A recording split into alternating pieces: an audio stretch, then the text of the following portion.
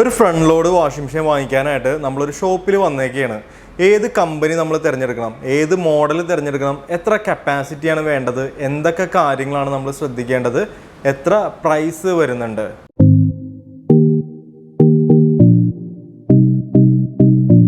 Front load washing മെഷീൻ്റെ മേന്മകൾ നോക്കുകയാണെന്നുണ്ടെങ്കിൽ full automatic ആയിരിക്കും വരുന്നത്. നമ്മൾ ഡ്രസ്സ് ഇട്ട് പവർ ഓണാക്കി സ്റ്റാർട്ട് ബട്ടൺ കൊടുക്കുകയാണെന്നുണ്ടെങ്കിൽ ഓട്ടോമാറ്റിക്കായിട്ട് തന്നെ ഡ്രസ്സിന് ആവശ്യമുള്ള വെള്ളം എടുത്ത് അത് വാഷ് ചെയ്ത് റിൻസ് ചെയ്ത് സ്പിൻ ചെയ്ത് നമുക്ക് തരും. വളരെ എളുപ്പത്തിൽ ആർക്ക് വേണമെന്നുണ്ടെങ്കിലും വളരെ സിമ്പിളായിട്ട് നമുക്കത് യൂസ് ചെയ്യാൻ സാധിക്കും. നിലവിലുള്ള ഏത് വാഷിംഗ് മെഷീൻ എടുത്താലും അതിൽ ഏറ്റവും വാഷിംഗ് ക്വാളിറ്റി കൂടുതൽ ഫ്രണ്ട് ലോഡ് വാഷിംഗ് മെഷീൻ ആയിരിക്കും. നമുക്കിതിൽ ബിൽറ്റ് ഇൻ ഹീറ്റർ വരുന്നുണ്ട്, ചൂടുവെള്ളത്തിൽ വാഷ് ചെയ്യാൻ പറ്റും. അതുകൊണ്ട് തന്നെ ഹൈജീനിക് വാഷിംഗ് ആയിരിക്കും നമുക്ക് കിട്ടണത്.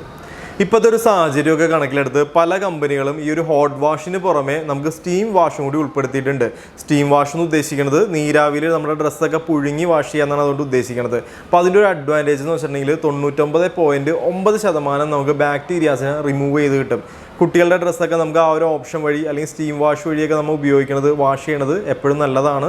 എല്ലാ മോഡൽസിലും നമുക്ക് സ്റ്റീം വാഷ് ഉണ്ടായിരിക്കില്ല, സെലക്റ്റീവായ മോഡൽസിൽ മാത്രമാണ് സ്റ്റീം വാഷ് ഉണ്ടായിരിക്കുകയുള്ളൂ. ഏതൊരു വാഷിംഗ് മെഷീനേക്കാളും ഏറ്റവും വെള്ളത്തിൻ്റെ അളവ് കുറച്ചെടുക്കുന്നത് ഫ്രണ്ട് ലോഡ് വാഷിംഗ് മെഷീനായിരിക്കും. ഏറ്റവും വെള്ളം കുറവ് യൂസ് ചെയ്യണത് ഫ്രണ്ട് ലോഡ് വാഷിംഗ് മെഷീനായിരിക്കും. ഒരു ഫ്രണ്ട് ലോഡ് വാഷിംഗ് മെഷീൻ്റെ നല്ലൊരു കമ്പനിയുടെ നല്ലൊരു മോഡലൊക്കെ നമുക്കൊരു സ്റ്റാർട്ടിംഗ് പ്രൈസ് എന്ന് പറയണത് 22,000 മുതൽ മുകളിലേക്ക് വരുന്നുണ്ട്. അപ്പോൾ അതിനും താഴെ മോഡൽ ഇല്ലേന്ന് ചോദിച്ചിട്ടുണ്ടെങ്കിൽ തീർച്ചയായിട്ടും അതിനും താഴെയൊക്കെ മോഡൽസ് ഉണ്ട്, പ്രൈസിങ് കുറഞ്ഞ മോഡൽസ് ഉണ്ട്. അത്യാവശ്യം നല്ലൊരു കമ്പനിയുടെ നല്ലൊരു മോഡലൊക്കെ വരുമ്പോൾ എങ്ങനെ വന്നാലും ഒരു 22,000 രൂപ മുകളിലേക്ക് എന്തായാലും വരും. ഒരു ഫ്രണ്ട് ലോഡ് വാഷിംഗ് മെഷീൻ്റെ വാറണ്ടി എന്ന് പറയുന്നത് 2 വർഷം ഫുൾ കവർ വാറണ്ടി വരുന്ന മോഡലുണ്ട്, 3 വർഷം ഫുൾ കവർ വാറണ്ടി വരുന്ന മോഡലുണ്ട്, 4 വർഷം വരെ ഫുൾ കവർ വാറണ്ടി വരുന്ന മോഡൽസ് ഉണ്ട്. മോട്ടോർ വാറണ്ടി നോക്കുകയാണെങ്കിൽ 10 വർഷവും 12 വർഷം വരെ വരുന്ന മോഡൽസ് ഉണ്ട്. നമ്മുടെ ബില്ലും വാറണ്ടി കാർഡും നിർബന്ധമായിട്ട് നിങ്ങൾ സൂക്ഷിച്ചു വെക്കുക. ഒരു ഫ്രണ്ട് ലോഡ് വാഷിംഗ് മെഷീൻ വാങ്ങിക്കാനായിട്ട് നമ്മളൊരു ഷോപ്പിലേക്ക് ചെന്ന് കഴിയുമ്പോൾ മെയിനായിട്ട് 2 കളറിലുള്ള വാഷിംഗ് മെഷീൻ കാണാൻ സാധിക്കും. വൈറ്റ് കളറിലുള്ളതും സിൽവർ കളറിലുള്ളതും. വൈറ്റ് കളറിനെ അപേക്ഷിച്ച് സിൽവർ കളറിന് പ്രൈസിങ് കൂടുതലായിരിക്കും. ഒരു 1,500 രൂപ 2,000 രൂപ ആ ഒരു മോഡൽസിന് പ്രൈസിങ് കൂടുതൽ വരും. അപ്പോൾ അതിനുള്ള കാരണം എന്താണെന്ന് വെച്ചിട്ടുണ്ടെങ്കിൽ വൈറ്റിനെ അപേക്ഷിച്ച് സിൽവർ കളറിന് തുരുമ്പ് പിടിക്കാനുള്ള ചാൻസ് കുറവാണ്. തുരുമ്പ് പിടിക്കൂല എന്നല്ല പറയണത്, തുരുമ്പ് പിടിക്കാനുള്ള ചാൻസ് കുറച്ചും കൂടി കുറവായിരിക്കും വരുന്നത്. അപ്പോൾ അതുകൊണ്ടാണ് അതിൻ്റെ ആ ഒരു പ്രൈസിങ് കൂടുതൽ വരുന്നത്. സ്റ്റാർ റേറ്റിനെ പറ്റി പറയുകയാണെന്നുണ്ടെങ്കിൽ ഒട്ടുമിക്ക ഫ്രണ്ട് ലോഡ് വാഷിംഗ് മെഷീനിലും 5 സ്റ്റാർ റേറ്റിംഗ് ആയിരിക്കും കാണിക്കുന്നത്. അപ്പോൾ അതുകൊണ്ട് തന്നെ നിങ്ങൾ സ്റ്റാർ റേറ്റിന് അധികം പ്രാധാന്യം കൊടുക്കേണ്ട ആവശ്യമില്ല. അതിന് പകരം ഇയറിന് പ്രാധാന്യം കൊടുക്കുന്നത് നല്ലതായിരിക്കും. ഏത് വർഷത്തെ ഏത് മോഡലാണെന്ന് നിങ്ങൾ മനസ്സിലാക്കുന്നത് എപ്പോഴും നല്ലതായിരിക്കും. ഫ്രണ്ട് ലോഡ് വാഷിംഗ് മെഷീൻ്റെ ഈ ഒരു പാനൽ ടച്ച് വരുന്ന മോഡലും സ്വിച്ച് വരുന്ന മോഡൽസ് നമുക്ക് കാണാൻ സാധിക്കും. രണ്ടാണെങ്കിലും കുഴപ്പമൊന്നുമില്ല. 2 മോഡലാണെന്നുണ്ടെങ്കിലും ഇലക്ട്രോണിക് ബോർഡ് തന്നെയാണ് വരുന്നത്. നിങ്ങൾക്ക് ഏതാണ് സ്യൂട്ടബിൾ ആയിട്ടുള്ള മോഡൽ എന്ന് വെച്ചാൽ നിങ്ങൾ തിരഞ്ഞെടുക്കുക. ടച്ച് ആയിരിക്കും കുറച്ചുകൂടി കൂടുതലായിട്ട് കണ്ടുവന്നതെന്ന് മാത്രം. നമ്മുടെ വാഷിംഗ് മെഷീൻ്റെ ഈ ഒരു ഡോറിൽ കവറിങ് ഉള്ള മോഡലും ഇത്തരത്തിൽ കവറിങ് ഇല്ലാത്ത മോഡൽസ് നമുക്ക് കാണാൻ സാധിക്കും.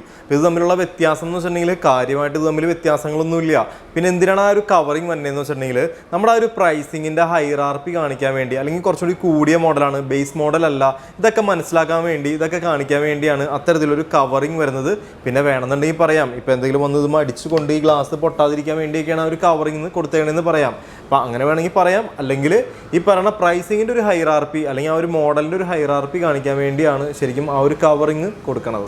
നമ്മുടെ വാഷിംഗ് മെഷീനുമ RPM കാണാൻ സാധിക്കും. നമുക്കിവിടെ സൈഡിലായിട്ട് എത്ര RPM ആണ്, ഇപ്പോൾ ഇതാണെങ്കിൽ 1000 RPM അല്ലെങ്കിൽ 800 RPM എന്നൊക്കെ എഴുതിയേക്കണം, നമുക്കത് കാണാൻ സാധിക്കും. RPM കൊണ്ട് ഉദ്ദേശിക്കുന്നത് റൊട്ടേഷൻ പെർ മിനിറ്റ് എന്നാണ്.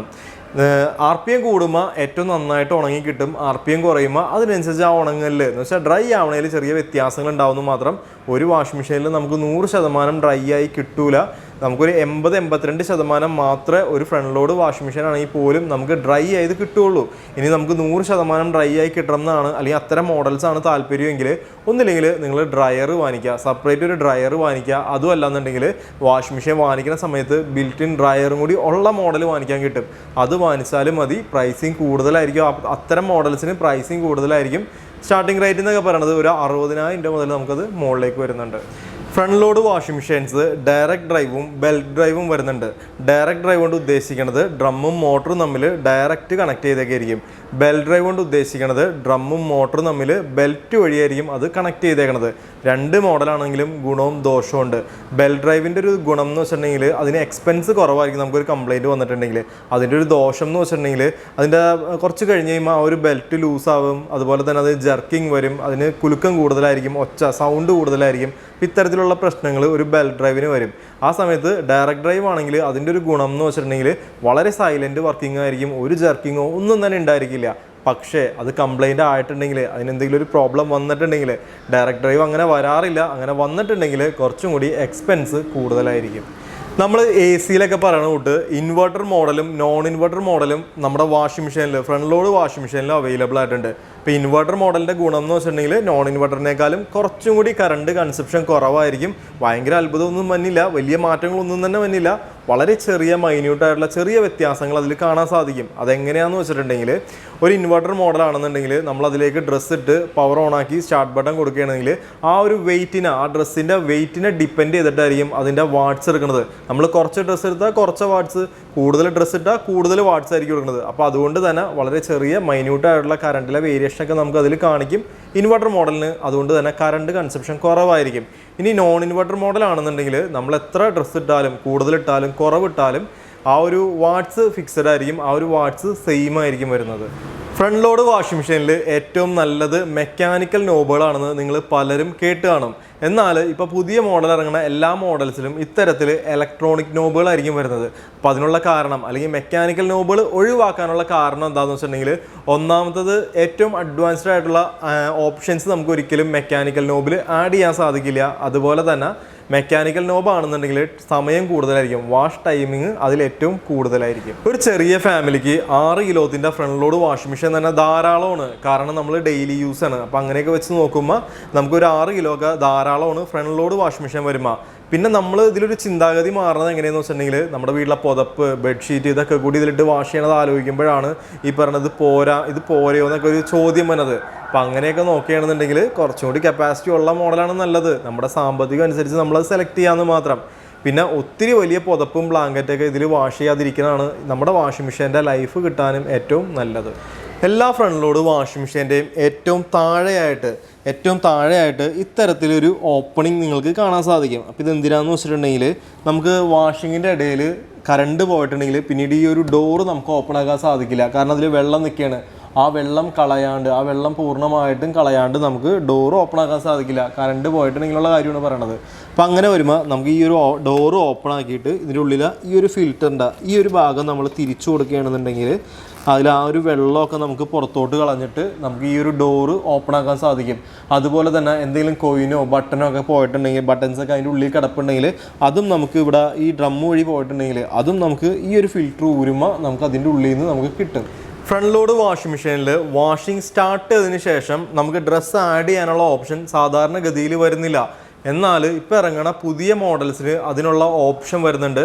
അതിനായിട്ട് നമുക്ക് സ്റ്റാർട്ട് ബട്ടൺ 3 സെക്കൻഡ് പ്രസ് ചെയ്ത് പിടിക്കുകയാണെന്നുണ്ടെങ്കിൽ നമുക്ക് ഡോർ ഓപ്പൺ ആക്കാൻ സാധിക്കും, അതിൽ ഡ്രസ്സ് ആഡ് ചെയ്ത് കൊടുക്കാൻ സാധിക്കും. വാഷ് ടൈമിൽ മാത്രം നമുക്ക് അത്തരത്തിൽ ഡ്രസ്സ് ആഡ് ചെയ്ത് കൊടുക്കാൻ സാധിക്കുകയുള്ളൂ. പിന്നെ നമുക്ക് ഇതിനുള്ളിലുള്ള വെള്ളം എന്താ ചെയ്യണമെന്ന് വെച്ചിട്ടുണ്ടെങ്കിൽ, നമുക്ക് കാരണം ഡോർ ഓപ്പൺ ആക്കുമ്പോൾ അതിനുള്ളിൽ വെള്ളം ഉണ്ടാവും. അപ്പോൾ ആ ഒരു വെള്ളം നേരെ താഴത്തേക്ക് ഇരിക്കുകയും കൂടുതൽ വെള്ളം ഉണ്ടെങ്കിൽ അത് പമ്പ് ചെയ്ത് പുറത്തോട്ട് കളയുകയാണ് ചെയ്യണത്. നമുക്ക് ഡോർ ഓപ്പൺ ആക്കിയിട്ട് 3 സെക്കൻഡ് പ്രസ് ചെയ്തതിന് ശേഷം ഡോർ ഓപ്പൺ ആക്കിയിട്ട് ഡ്രസ്സ് ഇട്ട് വീണ്ടും സ്റ്റാർട്ട് ബട്ടൺ കൊടുക്കുകയാണെന്നുണ്ടെങ്കിൽ വാഷിംഗ് നടന്നോളും. ഒരു ഫ്രണ്ട് ലോഡ് വാഷിംഗ് മെഷീൻ്റെ വാഷിംഗ് ടൈം എന്ന് പറയുന്നത് 1 മണിക്കൂർ അല്ലെങ്കിൽ 1.25 മണിക്കൂറൊക്കെയാണ്. ക്വിക്ക് വാഷ് എന്ന് പറഞ്ഞ പ്രോഗ്രാമിൽ 15 മിനിറ്റ് മുതൽ 30 മിനിറ്റ് വരെ നമുക്ക് വാഷ് ചെയ്യാൻ സാധിക്കും. പിന്നെ ഓരോ പ്രോഗ്രാം അനുസരിച്ച് ഈ ഒരു വാഷിംഗ് സമയത്തിലൊക്കെ വ്യത്യാസങ്ങൾ ഉണ്ടാവുമെന്ന് മാത്രം. ഫ്രണ്ട് ലോഡ് വാഷിംഗ് മെഷീന് മറ്റു വാഷിംഗ് മെഷീനേക്കാളും വെയിറ്റ് കൂടുതലാണ്. അപ്പോൾ അതിനുള്ള കാരണം നമുക്ക് ഇതിൻ്റെ ഉള്ള ഇരുമ്പിൻ്റെ വെയിറ്റോ അല്ലെങ്കിൽ ഡ്രമ്മിൻ്റെ ഭാരം കൊണ്ടൊന്നുമല്ല. നമുക്ക് ഈ ഒരു ഡ്രമ്മ് കറങ്ങുമ്പോൾ അത് ജർക്കിങ് ഇല്ലാണ്ടിരിക്കാൻ വേണ്ടി ഇതിൻ്റെ മേളിലായിട്ട്, ഈ ഒരു വാഷിംഗ് മെഷീൻ്റെ മുകളിലായിട്ട് നമുക്കൊരു കോൺക്രീറ്റിൻ്റെ കട്ട വരുന്നുണ്ട്. അപ്പോൾ അതിൻ്റെ ഒരു വെയിറ്റ് കൊണ്ടാണ് നമ്മുടെ വാഷിംഗ് മെഷീന് ഇത്രയും ഭാരം വരുന്നത്. നിങ്ങളൊന്ന് മനസ്സിലാക്കാൻ വേണ്ടി, അറിയാൻ വേണ്ടി പറഞ്ഞെന്ന് മാത്രമേ ഉള്ളൂ. നിങ്ങൾക്കറിയാവുന്ന പോലെ ഫ്രണ്ട് ലോഡ് വാഷിംഗ് മെഷീന് മറ്റു വാഷിംഗ് മെഷീനേക്കാളും കുറച്ചും കൂടി കറണ്ട് കൺസപ്ഷൻ കൂടുതലായിരിക്കും. കാരണം എന്താണെന്ന് വെച്ചിട്ടുണ്ടെങ്കിൽ ബിൽറ്റ് ഇൻ ഹീറ്റർ വരുന്നുണ്ട്. അപ്പോൾ ഈ ഒരു കറണ്ട് കൺസപ്ഷൻ കുറയ്ക്കാൻ വേണ്ടി പലരും ഹീറ്റർ ഉപയോഗിക്കില്ല. അങ്ങനെ വരുമ്പോൾ നമ്മൾ കുറച്ചാൾ ഉപയോഗിക്കാണ്ടിരിക്കുകയാണെങ്കിലൊക്കെ ഈ ഒരു ഹീറ്റർ കംപ്ലൈൻ്റ് ആയി പോകാനുള്ള ചാൻസ് ഉണ്ട്. അതുകൊണ്ട് നിർബന്ധമായിട്ടും ആഴ്ചയിൽ 1 ദിവസമെങ്കിലും നിങ്ങൾ ഹീറ്റർ ഉപയോഗിച്ചിരിക്കണം. ഏതൊരു കമ്പനിയുടെ ഫ്രണ്ട് ലോഡ് വാഷിംഗ് മെഷീൻ നിങ്ങൾ വാങ്ങിയാലും അതാത് കമ്പനിയുടെ ടെക്നീഷ്യൻ വന്ന് നിങ്ങൾക്കത് സെറ്റ് ചെയ്ത് അതെങ്ങനെയാണ് ഉപയോഗിക്കണമെന്ന് കറക്റ്റായിട്ട് നിങ്ങൾക്ക് പറഞ്ഞു തരും. ഒരു കാരണവശാലും നിങ്ങളത് സെറ്റ് ചെയ്ത് ഉപയോഗിക്കാൻ പാടില്ല. ഒരു സെമി ഓട്ടോമാറ്റിക് പോലെയോ ടോപ്പ് ലോഡ് പോലെയോ നിങ്ങളത് സെറ്റ് ചെയ്ത് നിങ്ങൾ തന്നെ അത് ഓണാക്കി യൂസ് ചെയ്യാൻ പാടില്ല. കമ്പനിയുടെ ടെക്നീഷ്യൻ വന്നത് ചെയ്ത് തന്നെ. എന്തുകൊണ്ടാണ് പറയണതെന്ന് വെച്ചിട്ടുണ്ടെങ്കിൽ നമ്മുടെ ഈ ഒരു ഫ്രണ്ട് ലോഡ് വാഷിംഗ് മെഷീനൊക്കെ ആണെങ്കിൽ അതിൻ്റെ ഡ്രമ്മ് ഒക്കെ നമുക്കത് ബോൾട്ട് ചെയ്തിട്ട് അതൊക്കെ അത് ലോക്ക് ചെയ്ത് വെച്ചേക്കായിരിക്കും. അപ്പോൾ അത് ഊരി ആ ഡ്രമ്മ് റിലീസ് ചെയ്തിട്ട് മാത്രമേ അത് ഓണാക്കാൻ പാടുള്ളൂ. നമ്മളിപ്പോൾ വാങ്ങി വീട്ടിലെത്തിച്ച് അപ്പോൾ തന്നെ ജസ്റ്റ് ഓണാവുണ്ടോ വർക്ക് ചെയ്യണ്ടോ എന്ന് അറിയാൻ വേണ്ടി കുത്തി അത് ഓണാക്കുകയാണെന്നുണ്ടെങ്കിൽ ആ ഡ്രമ്മ് ജാം ആവാനും അത് കംപ്ലൈൻ്റ് ആയി പോകാനൊക്കെ ഉള്ള ചാൻസ് ഉണ്ട്. അപ്പോൾ അതുകൊണ്ടാണ് പറയണത്, ഒരു കാരണവശാലും നമ്മൾ തന്നെ ഈ ഒരു front load washing machine set ചെയ്യാൻ നോക്കരുത്. അത്ര അറിയുന്ന ആളാണെങ്കിൽ മാത്രം അതിന് നിന്നാൽ മതി. വാഷിംഗ് മെഷീന് സ്റ്റെബിലൈസർ വെക്കണത് നിർബന്ധമില്ല എന്ന് നിങ്ങൾ പലരും പറഞ്ഞു കേട്ടിട്ടൊക്കെ ഉണ്ടാവും. അതിനുള്ള കാരണം എന്താണെന്ന് വെച്ചിട്ടുണ്ടെങ്കിൽ നമ്മളൊരു AC പോലെയോ നമ്മളൊരു ഫ്രിഡ്ജ് പോലെയോ LED TV പോലെയോ നമ്മൾ കണ്ടിന്യൂസ് ആയിട്ട് ഈ ഒരു വാഷിംഗ് മെഷീൻ ഉപയോഗിക്കണില്ല. ദിവസത്തിൽ മാക്സിമം 1-2 പ്രാവശ്യമേ ഉപയോഗിക്കണുള്ളൂ. അപ്പോൾ അതുകൊണ്ടാണ് നമുക്ക് ഈ പറയുന്ന സ്റ്റെബിലൈസർ വെച്ചില്ലെങ്കിലും കുഴപ്പമില്ല എന്ന് പറയണത്. പിന്നെ ഒത്തിരി വേരിയേഷനുള്ള കറണ്ടിൽ പ്രശ്നമുള്ള ഒരു ഏരിയ ഒക്കെ ആണെന്നുണ്ടെങ്കിൽ നമുക്ക് എപ്പോഴും ഒരു സ്റ്റെബിലൈസർ വെക്കണത് നല്ലതായിരിക്കും. പലർക്കുള്ള സംശയമാണ് നമ്മുടെ ഫ്രണ്ട് ലോഡ് വാഷിംഗ് മെഷീന് സ്റ്റാൻഡ് വെക്കണോ സ്റ്റാൻഡ് വെക്കണ്ടേ എന്നുള്ളത്. കമ്പനികൾ കൂടുതലും അതിനെ ഒരു പ്രൊമോട്ട് ചെയ്യണില്ല, സ്റ്റാൻഡ് വെക്കണമെന്ന് നിർബന്ധം പറയണില്ല. കാരണം എന്താണെന്ന് വെച്ചിട്ടുണ്ടെങ്കിൽ നമുക്ക് ജെർക്കിങ് ഉണ്ടാവാനായിട്ട് വാഷിങ്ങിൻ്റെ ഇടയിൽ അല്ലെങ്കിൽ റിൻസിൻ്റെ ഇടയിൽ സ്പിന്നിങ്ങിൻ്റെ ഇടയിലൊക്കെ ഒരു കുലുക്കം ഉണ്ടാവാനുള്ള ചാൻസ് സ്റ്റാൻഡ് വെച്ചാൽ കൂടുതലാണ്. പിന്നെ നമ്മുടെ ഫ്ലോറിൽ ഈർപ്പം കൂടുതലാണ്. അപ്പോൾ അങ്ങനെയുള്ളൊരു സ്ഥലങ്ങളാണെങ്കിൽ സ്റ്റാൻഡ് വെക്കാണ്ട് വേറെ നിർവാഹമില്ല. അപ്പോൾ അങ്ങനെ വെക്കുകയാണെന്നുണ്ടെങ്കിൽ അതാത് കമ്പനികളുടെ സ്റ്റാൻഡ് നമുക്ക് വാങ്ങിക്കാൻ കിട്ടും. അപ്പോൾ അത് തന്നെ നോക്കി വെക്കണതായിരിക്കും നല്ലത്. വാട്ടർ ടാങ്കും നമ്മുടെ ഫ്രണ്ട് ലോഡ് വാഷിംഗ് മെഷീനും തമ്മിലുള്ള ഒരു അകലം എന്ന് പറയുന്നത് 10 അടിയെങ്കിലും മിനിമം ഉണ്ടായാൽ മാത്രമാണ് കറക്റ്റായിട്ടുള്ള ആ ഒരു വാട്ടർ പ്രഷർ നമുക്ക് കിട്ടുള്ളൂ. ആ ഒരു കറക്റ്റായിട്ടുള്ള വാട്ടർ പ്രഷർ ഉണ്ടെങ്കിൽ മാത്രമാണ് നമുക്ക് വാഷിംഗ് പ്രോപ്പറായിട്ട് നടക്കുകയുള്ളൂ. അപ്പോൾ മിനിമം 10 അടിയെങ്കിലും നമ്മുടെ ടാങ്കും നമ്മുടെ വാഷിംഗ് മെഷീനും തമ്മിൽ അകലം വേണം. പിന്നെ നിങ്ങൾ എവിടെയാണോ നമ്മുടെ front load washing machine set ചെയ്യാൻ ഉദ്ദേശിച്ചേക്കണത് അവിടെ 16 ആംസിൻ്റെ പവർ പ്ലഗ് വേണം. വെള്ളം കണക്ട് ചെയ്യാനുള്ള പൈപ്പ് വേണം. 3/4 ഇഞ്ചിൻ്റെ മെറ്റൽ പൈപ്പാണ് ഏറ്റവും നല്ലത്. അതുപോലെ വാഷിംഗ് കഴിഞ്ഞിട്ടുള്ള ആ ഒരു വേസ്റ്റ് വെള്ളം പുറത്തോട്ട് പോകാനുള്ള ഒരു പോർഷൻ കൂടി വേണം. ഏറ്റവും പ്രധാനപ്പെട്ടത് പറയാനുള്ളത് നമ്മുടെ ഫ്ലോർ ലെവൽ കറക്റ്റ് ആയിരിക്കണം. അതിൽ മാറ്റം ഉണ്ടാവാൻ പാടില്ല. നിങ്ങളുടെ ഫ്രണ്ട് ലോഡ് വാഷിംഗ് മെഷീൻ വെച്ചേക്കണ ആ ഒരു ഫ്ലോറ് നല്ല മിനുസുള്ളൊരു ഫ്ലോറൊക്കെ ആണെന്നുണ്ടെങ്കിൽ വർക്കിംഗ് ടൈമിൽ വാഷിംഗ് മെഷീൻ കിടന്ന് കുലുങ്ങാൻ തുടങ്ങും, ജർക്ക് ചെയ്യാൻ തുടങ്ങും. അപ്പോൾ അതിനൊരു പരിഹാരമായിട്ട് നമുക്ക് ചെയ്യാവുന്നത് നല്ല റബ്ബറിൻ്റെ എന്തെങ്കിലും ഒരു ചവിട്ടിയോ അല്ലെങ്കിൽ അതേപോലത്തെ എന്തെങ്കിലും ഷീറ്റോ ഇട്ടിട്ട് അതിൻ്റെ മേളിൽ നമ്മുടെ ഫ്രണ്ട് ലോഡ് വാഷിംഗ് മെഷീൻ വെക്കുകയാണെങ്കിൽ ആ ഒരു ജർക്കിങ്ങിന് ഒരു പരിഹാരം ഉണ്ടാവും, നമുക്കതിനൊരു മാറ്റം ഉണ്ടാവും. ഫ്രണ്ട് ലോഡ് വാഷിംഗ് മെഷീനിൽ നമുക്ക് സോപ്പ് പൊടി ഉപയോഗിക്കുന്നതിനേക്കാളും ഏറ്റവും നല്ലത് ലിക്വിഡ് യൂസ് ചെയ്യാനാണ്. എന്നാൽ ലിക്വിഡിന് പൈസ കൂടുതലായിരിക്കും. നമ്മുടെ പലരുടെയും അത്രയും പൈസ കൊടുത്തത് വാങ്ങിക്കാനുള്ള പൈസ ഉണ്ടായിരിക്കില്ല. അങ്ങനെയുള്ള ഒരു സോപ്പ് പൊടി തന്നെ യൂസ് ചെയ്യുക.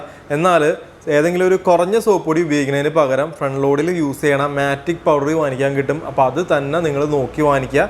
അതെങ്ങനെ മനസ്സിലാവുമെന്ന് വെച്ചിട്ടുണ്ടെങ്കിൽ ആ ഒരു സോപ്പ് പൊടിയുടെ പുറത്ത് ഫ്രണ്ട് ലോഡിൻ്റെ പടം കൊടുത്തിട്ടുണ്ടാവും. അപ്പോൾ അങ്ങനെ മനസ്സിലാക്കാം. തുടർച്ചയായിട്ട് നിങ്ങളുടെ വാഷിംഗ് മെഷീനിൽ ഈർപ്പം അടിക്കുകയാണെന്നുണ്ടെങ്കിൽ നിങ്ങളുടെ വാഷിംഗ് മെഷീൻ്റെ ബോർഡും അതുപോലെ ബോഡി തുരുമ്പ് പിടിക്കാനുള്ള ചാൻസ് കൂടുതലാണ്.